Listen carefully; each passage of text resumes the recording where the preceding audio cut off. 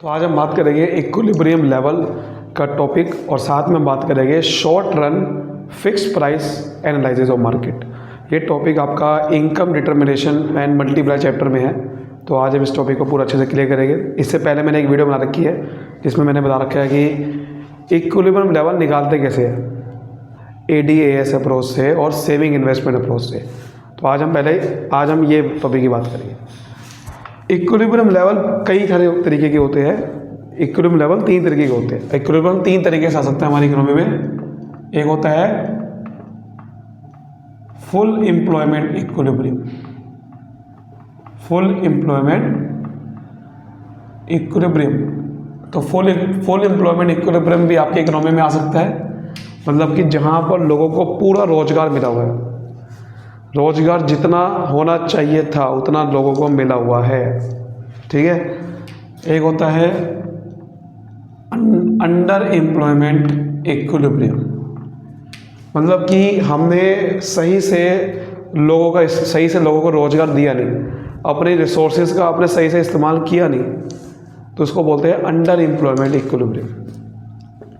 और एक होता है ओवर, कि आपने अपने रिसोर्सेज का कुछ ज़्यादा ही इस्तेमाल कर दिया, कुछ ज़्यादा ही आपने एम्प्लॉयमेंट दे के लोगों को, तब जाके आपने काम किया अपना। तो एक होता है आपने पूरा सही से लोगों को इस्तेमाल किया, फुल एम्प्लॉयमेंट। एक है कि आपने कम तरीके से इस्तेमाल किया। एक है कि ज़्यादा ही लोगों को आपने रोज़गार दे दिया। तो ज़्यादा भी हो सकता है, कम भी हो सकता है, बराबर भी हो सकता है। तो तीनों को समझेंगे। सबसे पहले बात करते हैं फुल एम्प्लॉयमेंट की। Full employment equilibrium. तो देखो, फुल एम्प्लॉयमेंट इक्विलिब्रियम का मतलब क्या है। फुल एम्प्लॉयमेंट इक्विलिब्रियम का मतलब ये है कि जहाँ पर लोगों को जितना रोजगार मिलना चाहिए था उतना रोजगार मिल गया, ऐसा पॉइंट। वो कब आता है ऐसा पॉइंट? हमने पिछले वीडियो में समझा था कि इक्विलिब्रियम आता कैसे, जब AS और AD जहाँ बराबर आ जाते हैं वहाँ पर इक्विलिब्रियम आता है। समझा था हमने ये चीज़, जहाँ पर AD और AS बराबर आते हैं, इसी पॉइंट पे ही आपका फुल एम्प्लॉयमेंट इक्विलिब्रियम आता है। इसी पॉइंट को हम फुल एम्प्लॉयमेंट इक्विलिब्रियम बोलते हैं। यानी कि जहाँ पर आपने जितनी डिमांड है उतनी ही सप्लाई है, तो इसका मतलब लोगों को रोज़गार भी बिल्कुल बेस्ट बराबर मिला हुआ है। ठीक है। उसी पॉइंट को बोलते हैं फुल एम्प्लॉयमेंट इक्विलिब्रियम, यानी कि जिन लोगों को काम मिलना चाहिए था उनको काम मिला हुआ है। फुल एम्प्लॉयमेंट का मतलब क्या होता है? Those who are willing to work, और वो काम उसको मिल भी रहा है तो उसको फुल एम्प्लॉयमेंट बोलते हैं। तो ये फुल एम्प्लॉयमेंट है, यानी कि लोगों को सबको काम मिला हुआ है, कोई भी अधूरा नहीं है। जिनको काम करना था उनको काम मिला हुआ है। ठीक है। चलिए, ये हमने समझ लिया। ये डायग्राम तो आपको पता ही है। यहाँ पर इनकम, और ये हो गया AD, और ये हो गया AS। अब हम बात करते हैं दूसरे पॉइंट की। दूसरा नाम जो है आपका, उसका नाम क्या है? Under employment equilibrium. दूसरे पॉइंट की बात करते हैं अंडर एम्प्लॉयमेंट इक्विलिब्रियम। इसमें क्या होता है कि आपका एक AS है, ठीक है, और एक AD। जब आपकी जो डिमांड है, जो AD है, जो AD का मतलब क्या होता है? AD तो एक होता है कि आपकी पोटेंशियल, या फिर जितना आपने डिमांड करना चाहते हो इकोनॉमी में, और जब मैं एक्चुअल डिमांड से कंपेयर करता हूँ, अगर आपकी एक्चुअल डिमांड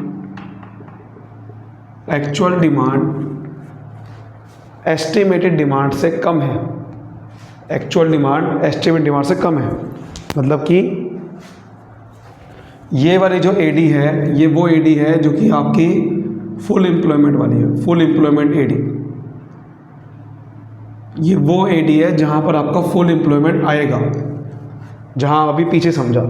यानी कि ऐसी डिमांड जहाँ पर फुल एम्प्लॉयमेंट आएगा, वो तो AD ये वाली बना दी।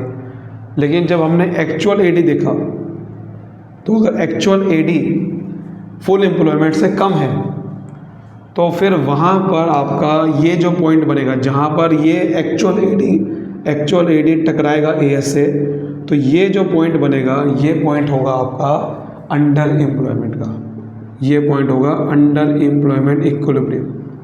इसका मतलब ये है कि एक्चुअल में लोगों को काम पूरा नहीं मिल रहा, क्योंकि डिमांड इकोनॉमी में कम है, तो इसलिए लोगों को काम, इसका मतलब जो सारे लोग जो काम करना चाहते हैं सबको काम नहीं मिलेगा, क्योंकि डिमांड कम है। तो डिमांड कम है तो सप्लाई भी कम होगी, तो ये पॉइंट आ जाएगा। तो ये इसमें सामान कम बनेगा, तो सामान कम बनेगा तो रोज़गार कम मिलेगा। ये पॉइंट था फुल एम्प्लॉयमेंट वाला, बट ये पॉइंट आ नहीं रहा। जब ये पॉइंट नहीं आता, नीचे आता है तो अंडर होता है। ऐसे ही आप समझ जाओगे। अब अगर ये पॉइंट ऊपर आ गया तो ओवर एम्प्लॉयमेंट हो जाएगा। ये पॉइंट तो फुल एम्प्लॉयमेंट का है, अगर इसके नीचे कोई पॉइंट आता है, इक्विलिब्रियम नीचे आता है तो अंडर एम्प्लॉयमेंट, इक्विलिब्रियम ऊपर आता है तो ओवर। तो ओवर का समझते हैं अब, तो ओवर एम्प्लॉयमेंट इक्विलिब्रियम। तो ये कब आएगा? अभी जैसे हमने समझा, जब एएस, पहले तो एएस और एडी जहाँ बराबर आते हैं वहाँ तो फुल एम्प्लॉयमेंट आता है। तो ये जो एडी है ये कौन सी एडी मानी जाएगी? Full employment AD. अगर एक्चुअल एडी यानी कि लोगों ने जो एक्चुअल डिमांड करी वो कम करी तो अंडर एम्प्लॉयमेंट आता है। लेकिन अगर एक्चुअल डिमांड ज़्यादा है, ऊपर एक बना दी एडी, यानी कि एक्चुअल डिमांड अगर ज़्यादा है तो आपकी एडी 1 बनेगा एडी से ऊपर। और जो यहाँ पॉइंट टकराएगा, ये जो आएगा, ये इसे बोला जाएगा ओवर एम्प्लॉयमेंट इक्विलिब्रियम। यानी कि ये इक्विलिब्रियम आपका ज़्यादा, यानी कि आपको यहाँ पर लोगों को ज़्यादा ही काम दे रखा है, आपने अपने रिसोर्सेज को कुछ ज़्यादा ही इस्तेमाल कर रखा है। तो डिमांड क्योंकि ज़्यादा है तो इसलिए आपने अपने रिसोर्सेज को कुछ ज़्यादा इस्तेमाल कर रखा होगा। आपको पता ही है ये इस इक्विलिब्रियम फुल एम्प्लॉयमेंट का जो नीचे इक्विलिब्रियम होता है तो वो तो इक्विलिब्रियम लेवल ऑफ इनकम होता है, यानी कि ये कंट्री की सबसे बेस्ट इनकम है। ठीक है, समझ आ रही बात? ये कंट्री की सबसे बेस्ट इनकम है। देखो अब ये जो पॉइंट है ना, ये प्रैक्टिकल ये पॉइंट आ नहीं पाता। प्रैक्टिकली ये पॉइंट पॉसिबल बहुत कम होता है हमारी इकोनॉमी पे। क्यों? फुल एम्प्लॉयमेंट के ऊपर आ ही नहीं पाता कई बार, क्योंकि प्रैक्टिकली आपके पास रिसोर्सेज ही कम होते हैं, आप सबको काम पे रख ही नहीं सकते, या फिर आप सारा आपके पास रिसोर्स, सामान को बनाने के लिए जो रिसोर्सेज चाहिए वो कम होते हैं आपके पास। तो उससे फुल एम्प्लॉयमेंट से ज़्यादा आप अपने रिसोर्सेज को इस्तेमाल कर ही नहीं सकते। तो एक्चुअल में ये जो पॉइंट टकरा रहा है, रियलिटी में ये पॉइंट नहीं टकराता। यानी कि रियलिटी में जब एडी एएस से ज़्यादा होता है, रियलिटी में वो भी फुल एम्प्लॉयमेंट के बाद, मैं उसकी बात कर रहा हूँ फुल एम्प्लॉयमेंट के बाद। अगर फुल एम्प्लॉयमेंट हो चुका है और उसके बाद भी डिमांड कर रहे हैं लोग, तो हम ज़्यादा सामान नहीं बना सकते, आपके पास एएस नहीं बढ़ा सकते, एएस इससे ऊपर नहीं ला सकते रियलिटी में। तो रियलिटी में क्या होता है, जब डिमांड ज़्यादा होती है, सप्लाई कम होती है, तो अल्टीमेटली प्राइस बढ़ता है, इन्फ्लेशन आता है इकोनॉमी में, इन्फ्लेशन, महंगाई आ जाती है। क्योंकि महंगाई तभी आती है जब ज़्यादा लोग डिमांड कर रहे हैं बट सप्लाई कम है, तो महंगाई हमारी इकोनॉमी में बहुत ज़्यादा आती है, बहुत ज़्यादा आती है, क्योंकि लोग ज़्यादा डिमांड कर रहे हैं, सामान है नहीं तो आप सामान महंगा बेचेंगे सारे लोग। तो ये प्रॉब्लम आती है। एक्चुअल में ये पॉइंट नहीं टकराता, समझ गए? चलिए अब नेक्स्ट टॉपिक करेंगे। तो हम नेक्स्ट टॉपिक करेंगे, उसका नाम है short run fixed price analysis of market. ये जो टॉपिक है ना, ये ज़्यादा कोई बड़ा लगता है लोगों को कॉम्प्लिकेटेड, बट ये है नहीं अगर आप ध्यान समझोगे। प्रोडक्ट मार्केट, ठीक है, मतलब कि यहाँ पर एक पहले आपको समझना पड़ेगा, एक शॉर्ट रन की बात करी गई। शॉर्ट रन, तो देखो शॉर्ट रन में हम अभी ये टॉपिक पढ़ने वाला है, short run fixed price analysis of product market. मतलब कि शॉर्ट रन में प्राइस क्या होता है और शॉर्ट रन में एएस और एडी का क्या रोल है। शॉर्ट रन क्या होता है कि जहाँ पर आपके पास कम समय है, आप जल्दी से कुछ चेंज नहीं कर सकते, तो प्राइस वहाँ पर जो मार्केट में रहता है वहाँ पर वही कांस्टेंट रहता है। यानी कि जितने भी लोग सप्लायर हैं, जो प्रोडक्शन करने वाले हैं, वो जो मार्केट में प्राइस चल रहा होगा ना, वही उसी प्राइस पे प्रोडक्ट बेचेंगे। उनके पास इतना टाइम नहीं है कि वो प्राइस को बदल देंगे। प्राइस देखो कब बदलता है, जब AD AS बराबर आते हैं तो प्राइस हमेशा कांस्टेंट रहता है। जहाँ ये डिमांड और सप्लाई ज़्यादा घट बढ़ गए वहाँ प्राइस घटता बढ़ता है। अगर आपकी डिमांड ज़्यादा हो गई तो प्राइस बढ़ जाएगा, अगर आपकी डिमांड AS से कम हो गई प्राइस घट जाएगा। शॉर्ट रन में हम क्या मान के चलते हैं, short run fix price analysis में हम ये मान के चलते हैं कि जो AS है, AS कांस्टेंट मान लेते हैं। यानी कि इसमें इलास्टिसिटी ऑफ सप्लाई इन्फिनिटी मानते हैं। मतलब इलास्टिक सप्लाई का मतलब सप्लाई एकदम से हम चेंज कर देंगे जैसे ही डिमांड बदलेगी, क्योंकि हम चाहते हैं कि प्राइस हमेशा कांस्टेंट रहे। तो वो कांस्टेंट तभी रहेगा जब ये बराबर रहेंगे। यानी कि जैसे ही डिमांड घटेगी बढ़ेगी, सप्लाई भी हम घटा देंगे बढ़ा देंगे उसी टाइम। यानी कि जैसे ही आपके डिमांड AD बढ़ेगी AS भी बढ़ा देंगे, जैसे ही AD घटेगा AS भी घटा देंगे। इससे क्या होगा, हमेशा AD AS बराबर ही आएगा, ऐसा कभी हो नहीं सकता ना बराबर है। और इसकी वजह से ही प्राइस हमेशा कांस्टेंट रहता है। तो short run fixed price analysis में क्या होता है कि शॉर्ट रन में प्राइस कांस्टेंट रहता है। इसकी वजह से हमें AS को AD के हिसाब से बदलना पड़ता है उसी टाइम। अगर मैं AS को कांस्टेंट मान लूँ, यानी कि AS हमेशा AD के बराबर ही आएगा। अगर मैं ये मान लूँ AS कांस्टेंट का मतलब कि हमने ये मान लिया कि AS AD के बराबर ही आएगा हमेशा। तो इसलिए जो इक्विलिब्रियम होता है, यानी कि इक्विलिब्रियम का मतलब AD AS का बराबर आना, इक्विलिब्रियम लेवल हमेशा डिपेंड करेगा, इसका मतलब AD के ऊपर डिपेंड करेगा। क्योंकि AS हम घटा बढ़ा रहे हैं किसको देख के, AD को देख के। तो इसका मतलब इक्विलिब्रियम सारा AD के ऊपर डिपेंड है। अगर AD बढ़ेगा तो इक्विलिब्रियम भी ऊपर, AS को ऊपर करना पड़ेगा, तो इक्विलिब्रियम भी ऊपर चला जाएगा। अगर AD घटेगा तो इक्विलिब्रियम भी चेंज हो जाएगा। तो इसलिए इक्विलिब्रियम सारा डिपेंड किसके पे कर रहा है, AD के ऊपर। क्योंकि हमने ये मान लिया कि AS कांस्टेंट है, AS को बदलना पड़ेगा जैसे ही AD बदलेगा। इसकी वजह से इक्विलिब्रियम AD पे डिपेंड करता है, और इसी को बोलते हैं इफेक्टिव डिमांड प्रिंसिपल। इसी को बोलते हैं इफेक्टिव डिमांड प्रिंसिपल, यानी कि डिमांड के ऊपर डिपेंड करता है सारा इक्विलिब्रियम। जब AS और AD बराबर होते हैं तो इक्विलिब्रियम होता है।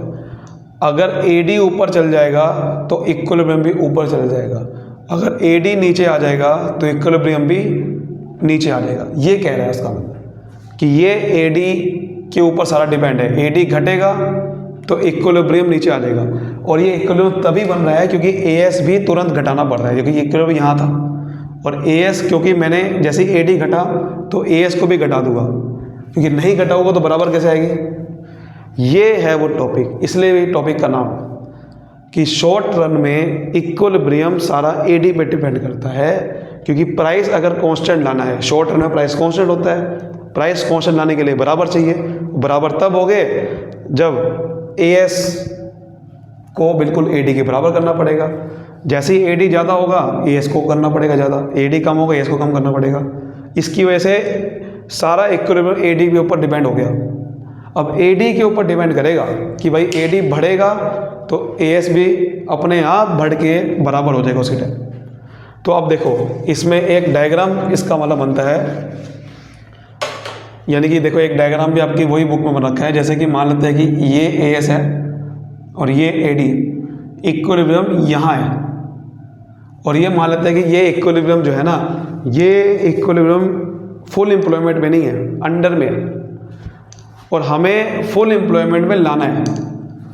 मतलब कि मुझे मान लेते हैं कि फुल एम्प्लॉयमेंट जो है वो यहाँ था, ये मान लेते हैं जैसे कि फुल एम्प्लॉयमेंट जो है ना यहाँ पर है, यहाँ पर है, और लेकिन ये इक्विलिब्रियम यहाँ है, तो मुझे इक्विलिब्रियम को यहाँ शिफ्ट करना है। तो कैसे करूँगा, मेरे पास सिर्फ एक ही तरीका है। मैंने क्या बताया, इक्विलिब्रियम किसके ऊपर डिपेंड करता है, AD के ऊपर। एएस नहीं बदलना, एएस तो बदलेगा ही बदलेगा, हमें सिर्फ डिमांड को चेंज करना है। अगर डिमांड बढ़ गई तो एएस तो अपने आप ही बढ़ेगा, एएस को चेंज नहीं करना हमें, एएस तो चेंज होगा ही होगा। तो हमारी कंट्री में अगर मुझे इक्विलिब्रियम को ऊपर लाना है, फुल एम्प्लॉयमेंट तक लाना है, तो मैं क्या करूँगा, मैं कंट्री के अंदर डिमांड बढ़ा दूंगा, क्योंकि जैसे ही डिमांड बढ़ाऊंगा एएस तो अपने आप बढ़ेगा, क्योंकि ये मान लिया कि एएस तो अपने आप बढ़ेगा, ये मैंने ये मान लिया इस टॉपिक के अंदर। हमें सिर्फ डिमांड को चेंज करना है, एएस को चेंज नहीं करना, एएस को कांस्टेंट मानना है। तो मैं डिमांड बढ़ा दूंगा, तो डिमांड बढ़ाऊंगा, एडी 1 ऊपर आ गया, इक्विलिब्रियम यहाँ पर आ गया, तो इसका मतलब हम पहुँच गए फुल एम्प्लॉयमेंट पे। तो ये कह रहा हूँ मैं। तो ये डिमांड बढ़ाने के लिए क्या करते हैं, देखो एडी का फॉर्मूला होता है सी प्लस आई, ठीक है। सी का फॉर्मूला एक मैंने पिछले चैप्टर में बताया था, सी का भी एक इक्वेशन थी, कंजम्पशन की इक्वेशन थी, क्या थी, कंजम्पशन निकलता है C bar plus B Y, autonomous consumption, MPC, income, ये पिछले चैप्टर में बताया था मैंने आपको। कंजम्पशन ऐसे निकलता है और ये आई है। देखो आई को कांस्टेंट लेना होता है, इन्वेस्टमेंट हमेशा कांस्टेंट रहती है। अगर आपको शेड्यूल याद है, क्या शेड्यूल था कि 0 कंजम्पशन 40 थी, इन्वेस्टमेंट 20, 0 से 100 हुआ, 200 हुआ, इन्वेस्टमेंट 20 ही रही थी, याद है आपको। इन्वेस्टमेंट कांस्टेंट थी, तो आई बार बोल सकता हूँ कांस्टेंट को। ये सी बार होता है ऑटोनोमस कंजम्पशन।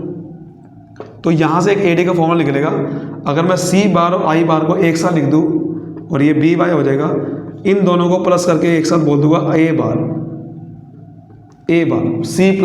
सी बार प्लस आई बार को बोल दूंगा ए बार। ए बार का मतलब ऑटोनोमस एक्सपेंडिचर, कि टोटल ऑटोनोमस खर्चा एडी पे कितना हुआ। एडी बेसिकली डिपेंड करता है ए बार पे, क्योंकि एडी निकलता है सी प्लस आई से। तो एडी बढ़ाने के लिए सिर्फ एक ही ऑप्शन है कि कंजम्पशन बढ़ा दो कंट्री के अंदर और इन्वेस्टमेंट बढ़ा दो, कंजम्पशन या इन्वेस्टमेंट। ज़्यादातर हम क्या करते हैं, इन्वेस्टमेंट बढ़ाते हैं। कंट्री के अंदर अगर मैं खर्चे बढ़ा दूंगा तो एडी बढ़ जाएगा, जितना ज़्यादा लोग खर्चा करेंगे उतना ज़्यादा लोग डिमांड करते हैं। तो खर्चे बढ़ा दो, यानी कि ए बार का मतलब खर्चे और इन्वेस्टमेंट दोनों बढ़ा दो। ये ए है, ये ए बार था, अगर मैं ए बार को A1 बार कर दूंगा, ए बार बढ़ा दूंगा यानी कि खर्चे बढ़ा दूंगा, तो एडी ऊपर शिफ्ट हो जाता है। और अगर आपको एडी को कम करना है तो क्या करूँगा, ऑटोनोमस एक्सपेंडिचर को कम कर दूंगा। तो एडी को घटाने बढ़ाने का तरीका क्या होता है, ऑटोनोमस खर्चे को घटाना बढ़ाना। तो इसलिए एडी के ऊपर ही सारा इकोनॉमी डिपेंड है। तो अगर हमारे आपकी कंट्री में हमें फुल एम्प्लॉयमेंट तक करना है एडी, तो एडी को बढ़ाने के लिए क्या करना पड़ेगा, अपने कंट्री में खर्चे बढ़ा दो। तो नेक्स्ट टॉपिक हम यही करेंगे, ये जो मैंने बात ख़त्म करी है ना अभी कि खर्चे बढ़ा दो, यही टॉपिक का ये अगला नेक्स्ट टॉपिक जो वीडियो बनेगी वो इसी टॉपिक पे बनेगी कि आप खर्चे कैसे बढ़ाया जाए। जी हाँ, ये टॉपिक बनेगा। तब तक के लिए मिलते हैं अगली वीडियो में, तब तक bye bye, thank you so much.